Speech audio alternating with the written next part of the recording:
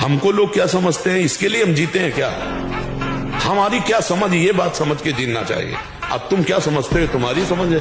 हम तुम्हारी समझ से थोड़ी जीते हैं, हम अपनी समझ से जीते हैं। हमारी बात समझ रहे हो?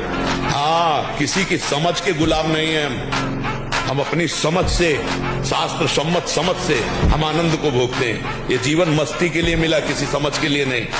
समझ रहे?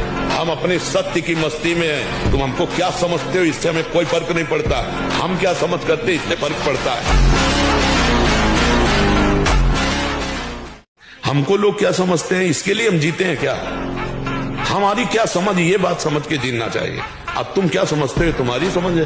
हम तुम्हारी समझ से थोड़ी जीते हैं, हम अपनी समझ से जीते हैं। हमारी बात समझ रहे हो?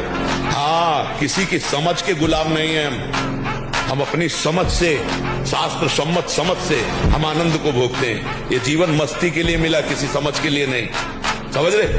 हम